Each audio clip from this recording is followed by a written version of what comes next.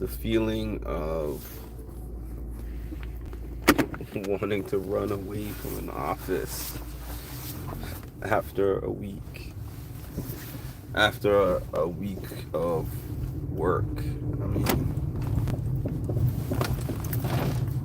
office work has never been particularly hard to me. I don't think that office work is actually hard. Matter of fact, in some ways, I don't think that I've ever experienced any office that is harder than anything I've done remote, but the aspects of office life that are hard for me to manage is simply the fact that I'm in a location for 8 hours a day, and that I have to be, my energy is, there's a different energy requirement. Like, for the last 5 years, even if I had to do something at 8 o'clock in the morning for work, it was a phone call, or it was on Zoom, or it was responding to somebody's emails. You can do that. As a matter of fact, I was doing that from my bed.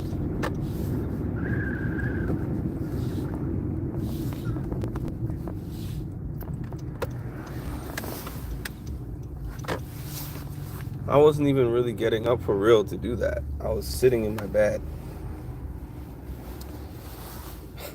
This one job I had, it was really bad. I was literally not getting out of my bed because I could do the whole job in my bed. I could type, I could call people on the phone, I could do my notes, I could do my Zoom meetings because the Zoom meetings didn't have to be on camera or anything. It's just like a different physical and mental and emotional requirement.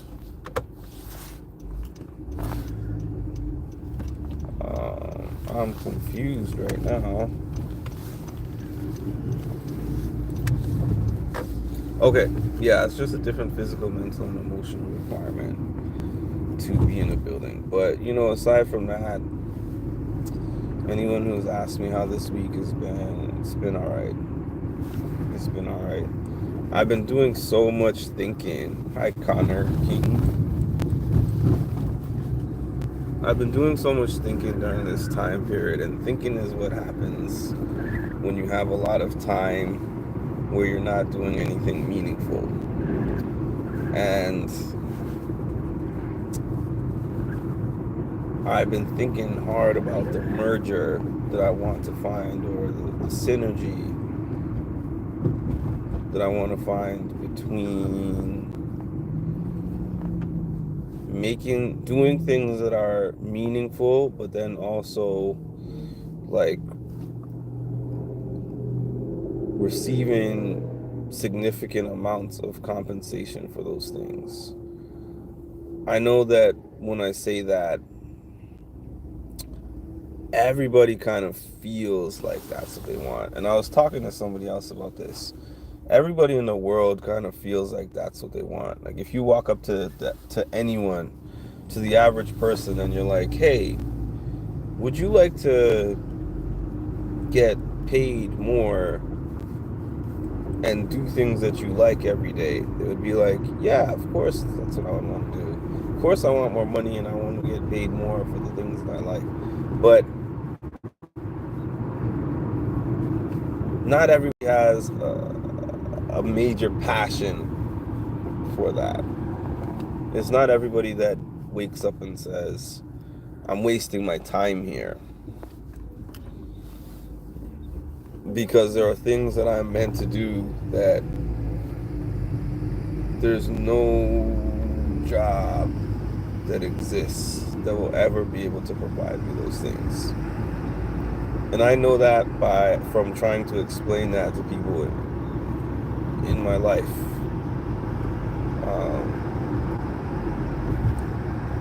People that have known me for years, people that have known me my whole life,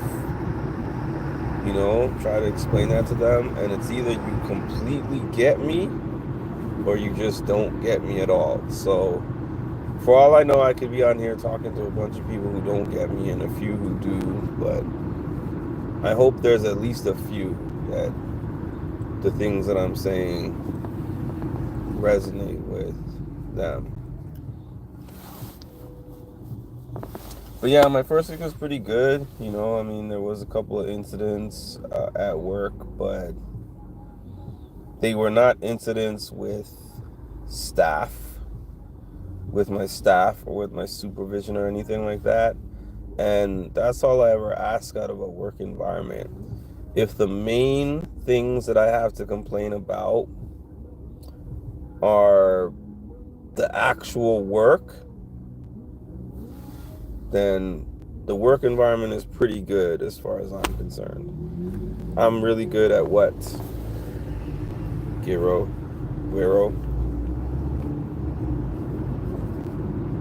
Yeah, so I hope that y'all weeks have gone good.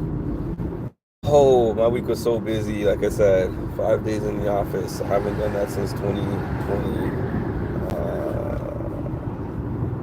What happened on Tuesday? Tuesday, I did a trip to upstate New York, which is about 3 hours there, 3 hours back, like a 6 hour trip to advocate for mental health funding and policies. And then Thursday, I went to Aza's Traders Finale party, which is pretty cool.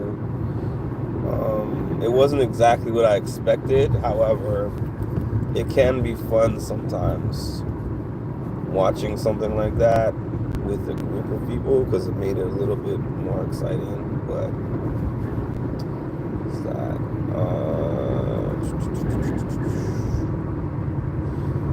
I might be misusing this term, and I'm sure there's at least somebody who has heard it before.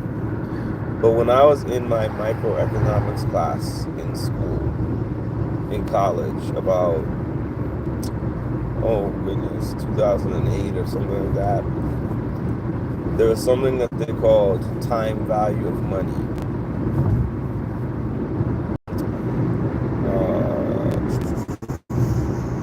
Time value of money. I can't give you an exact definition, but I do remember the concept.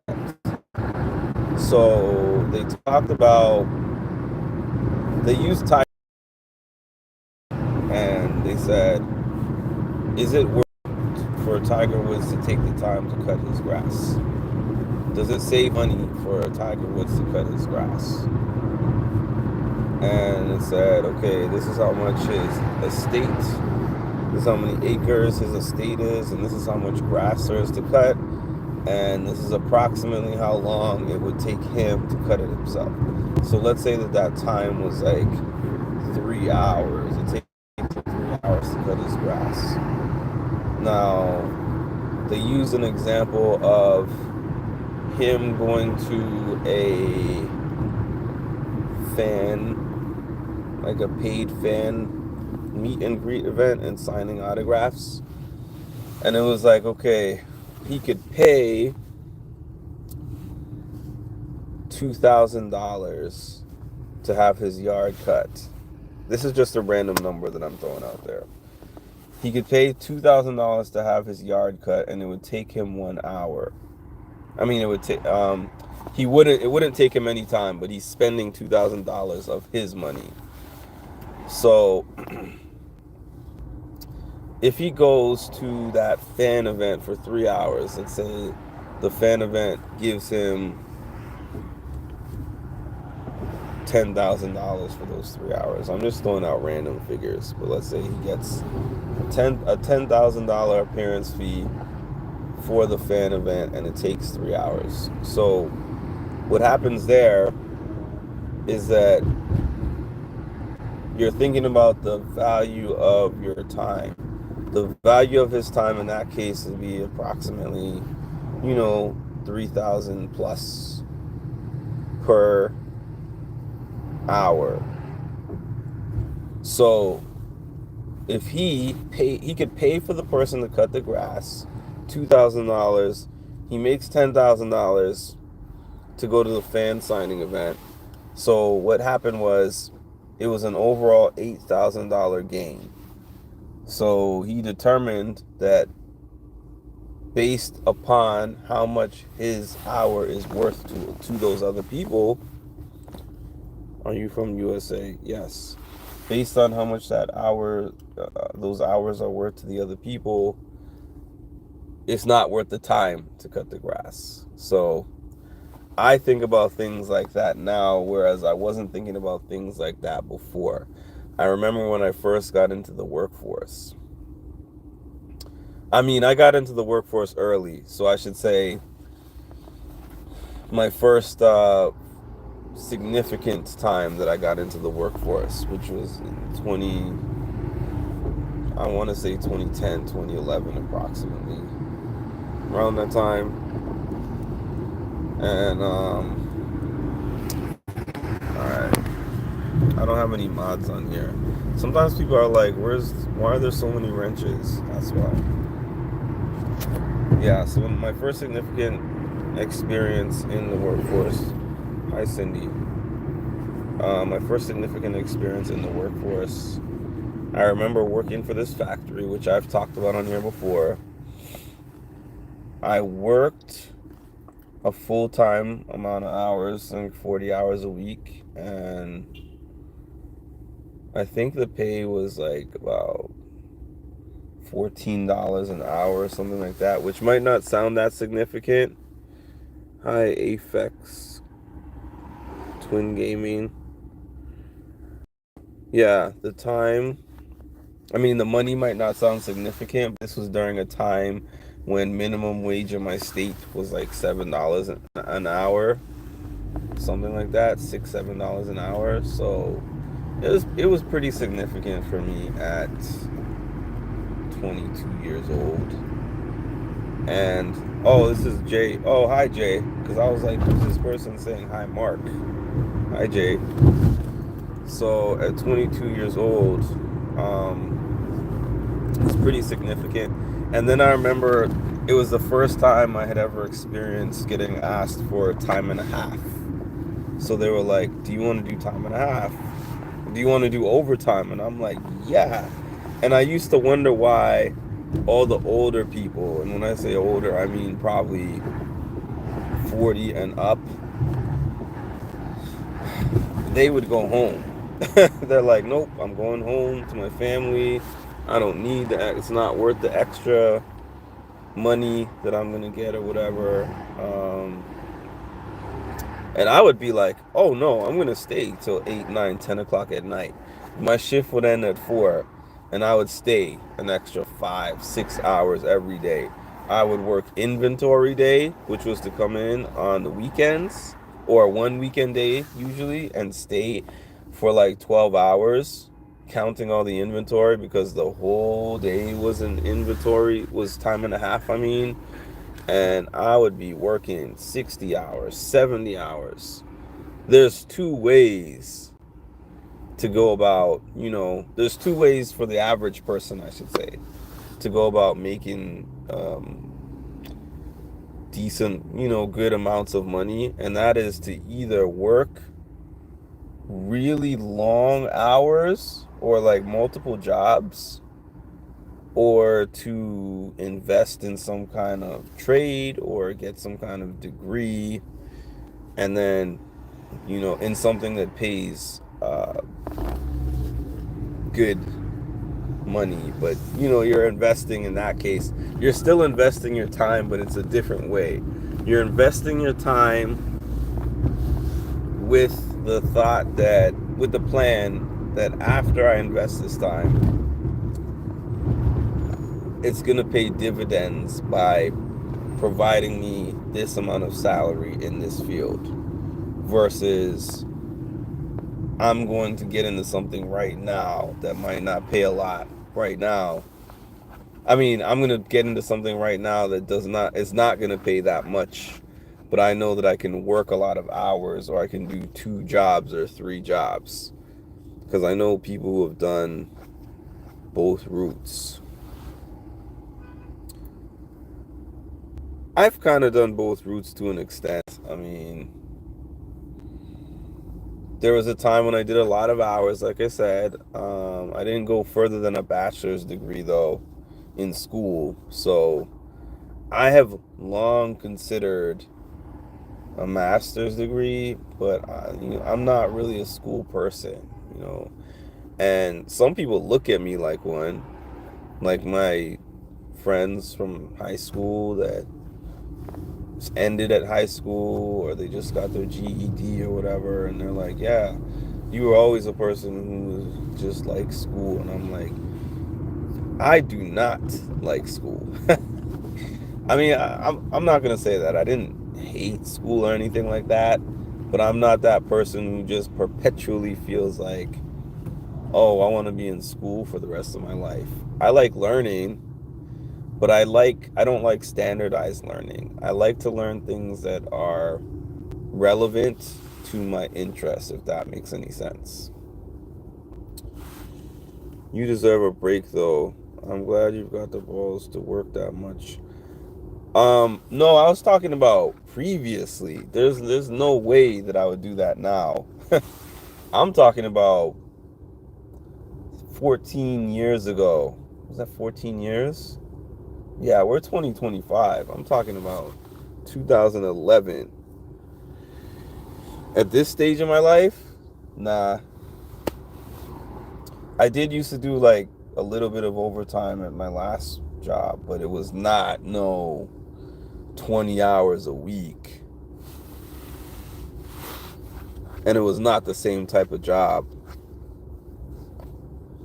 And I remember some of the people that were a little bit older used to talk to me and be like, hey, the time to do the type of thing that you're doing now is now in your 20s, because once you get up to my age, you're not gonna want to sacrifice that time just for the extra money, especially because time is not something that is guaranteed to us. You never know what could happen in that extra 20 hours a week that you are staying in that facility and doing whatever that thing is. Or even if it's not something happening, it's just the rest, like you're saying, Jay, that you might not be getting, or the enjoyment of doing things that you like outside of your employment. Hi, Mom. A lot of people still have that mindset. I guess I could say that I'm lucky in a sense. I don't want to use the word lucky, but I think about all the different potential ways that my life could go, and I know that sometimes people find themselves in those spots because they're providing for a family. Like, I know that my mom and dad worked so hard because they had no choice. Like, they couldn't do what I've been doing. They couldn't like job surf, and they couldn't decide which employer is the best one for them, and jump from here to here, and kind of sacrifice their longer term benefits by leaving a company that they don't feel is treating them right. It was just like, what is the best thing that gives me the most consistent income to be able to take care of my kids? And okay, now that I'm in that, let me just do that for the next 30 to 40 years. So that part of it is not lost on me. I know that what I say is not like a one size fits all type of thing, but just as it applies to me. Because there are even people with entrepreneurial spirits that have obligations that actually make it hard for them that they would like to take.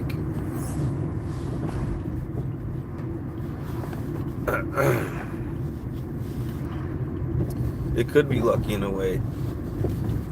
Yeah, I'm always just double and triple thinking about the way that I phrase things, because one thing that I have learned about getting on these online platforms and speaking is that for some reason, even though whatever I get on here and say is just what I'm saying relevant to my own experience.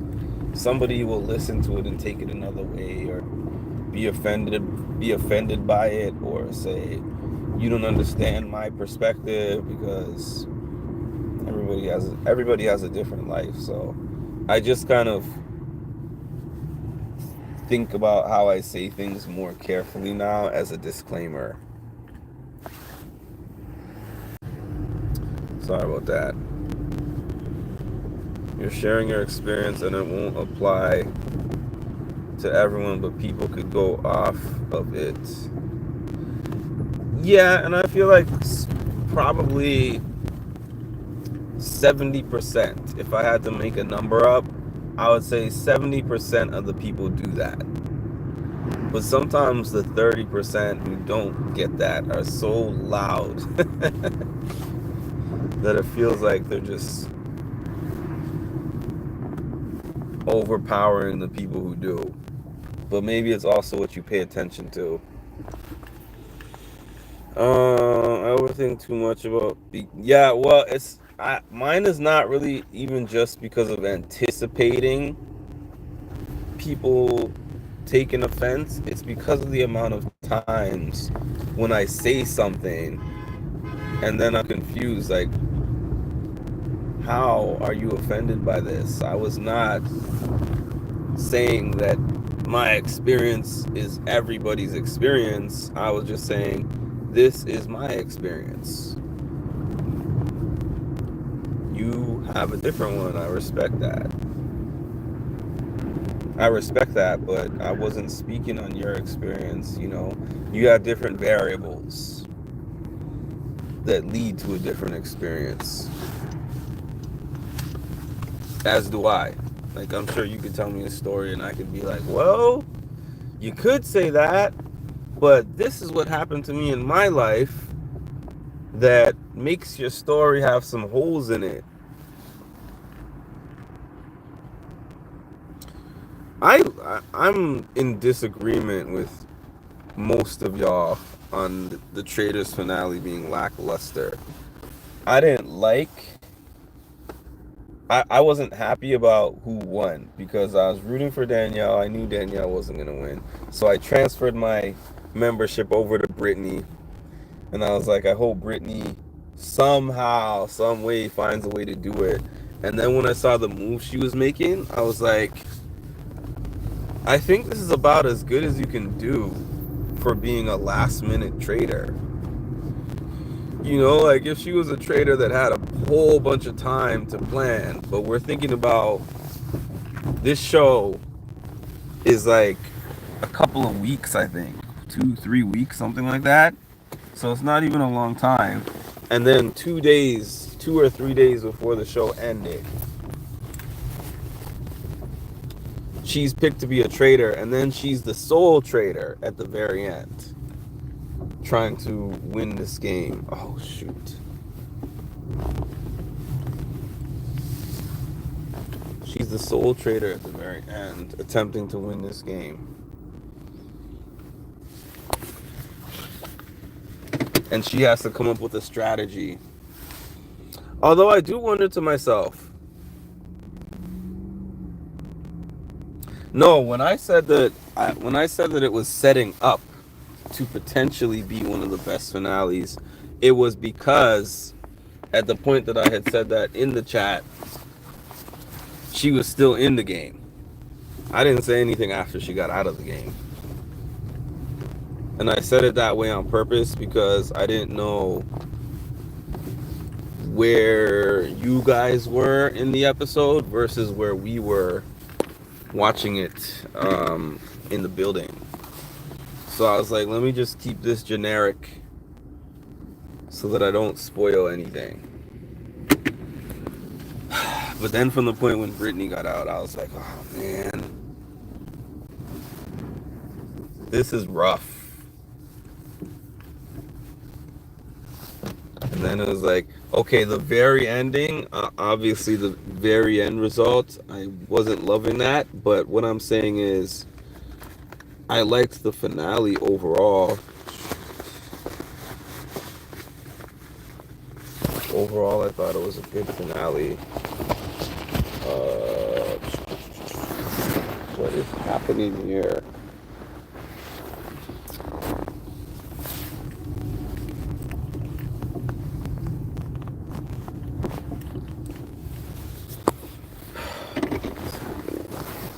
Sorry about this. 1 second. Oh.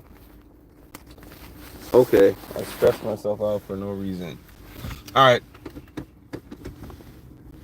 They did. Age. They did look great in the reunion. They aged well. High Palaver. I thought everyone looked good in the reunion. Like, I feel like best dressed reunions, the Traders has got it. Everybody kind of maintains the fits. They kind of maintain the fits coming to a Traders reunion. I mean, I know reunions people generally dress well, but I feel like Traders reunions, the fits are fitting. The fits are always fitting at the Traders reunions. And you know I appreciate a good fit. I learned later on in my life that that's something that I enjoy, putting together a fit. Which is something I have not really done in a while, unless you count, like, you know, the stuff that I wore for those challenge events, but I don't really count that. That's not really. Oh, I put together a fit for my holiday party. One moment.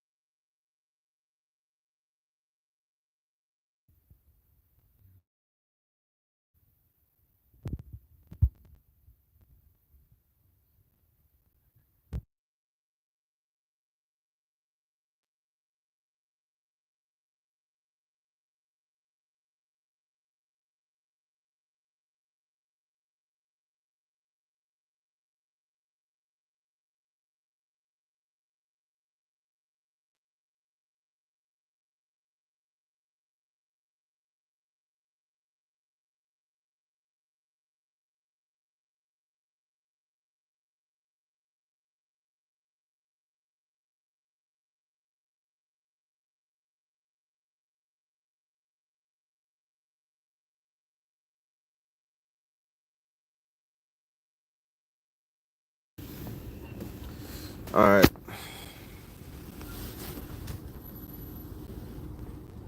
You were talking about what with me and Ed? Oh, the show? Yeah. Yeah, we were talking about the show. When I got off of my live, I got onto the Discord, and me, Jay, and Ed were talking about it, and Tasha jumped in. I think Cass jumped in at some point.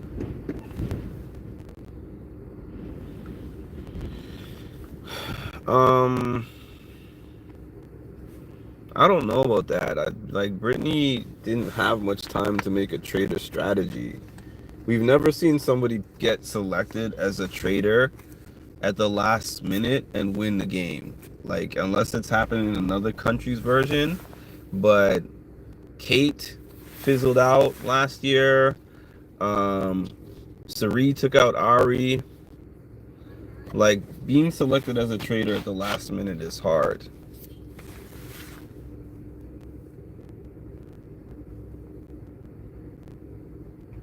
Cass fell asleep in the VC. I saw that Carolyn used a black-owned business to do her hair. That's interesting.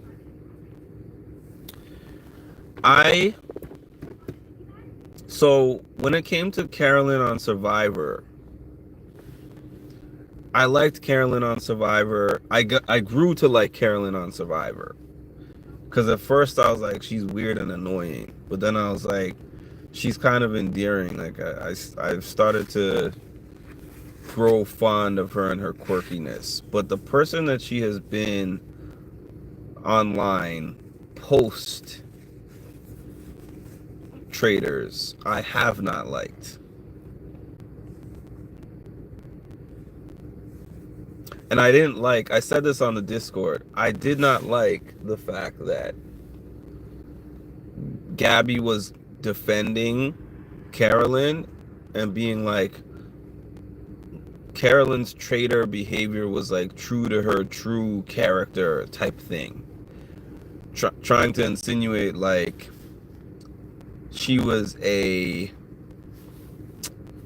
don't know, like a good-hearted trader versus Danielle not being a good-hearted trader. And I'm like, a trader is a trader is a trader. Just like when Gabby came to Danielle's defense when they were talking about that swear on my grandkids thing, and Gabby was like, make no mistake about it, I'm there to win. I was there to win money. I feel the same way about your strategy as a trader for the most part. I personally don't swear on anything in any scenario, like not for anything. I'm not one of those people that's like, swear to God, swear on my mom, swear on this, swear on that. Like that's never been a thing for me. I've never done it, and I've never, so that doesn't take meaning for me. But regardless, she came there to win, and she was selected as a trader. Once you get selected as a trader, it is your oath in the game to lie and deceive people to get there. And just because Carolyn's looked different than Danielle's, I think that people just piled on the Danielle hate train that they already had going on and use this as a way to try to bury her. But one moment.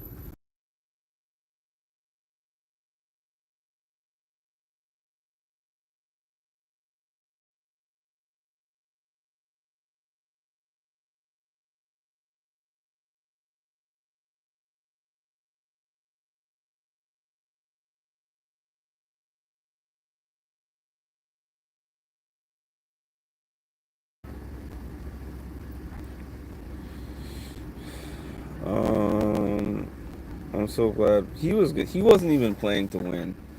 Ed was saying that yesterday, and I agree with that 100%. I don't think Boston Rob was actually playing to win the game. He was playing to be Boston Rob and to make TV moments. I really feel that way because there's no way, even if he didn't watch all two seasons of Traders US before he came on, even if he just watched some highlights or something, there's no way he could have thought what he was doing was a winning strategy. No way. Thank you. Thank you. No way.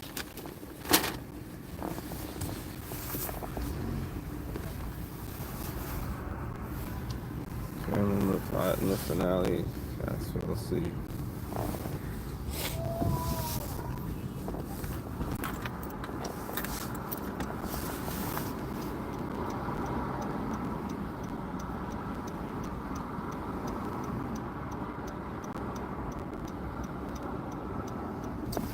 Five-minute warning. I'm actually on here longer than I thought I would be on here. I don't know why I stayed on this long, but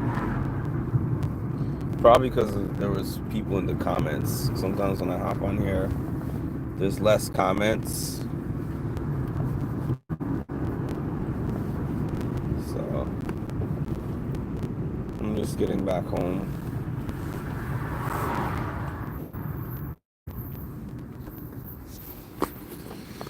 Okay, now let me check these out before I turn this off.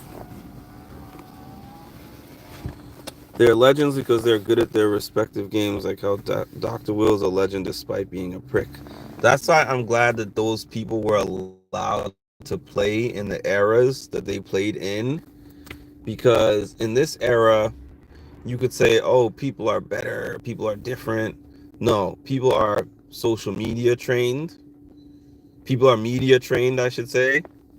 not social media specifically, but media in general, and they think about um, if they are their true authentic selves, or if they do decide I'm going to be like Dan Giesling and say anything to win the game, they know that after I get out of the game, if I don't win that money, you might as well just bury me as a reality TV star, because I'll never get cast in anything again.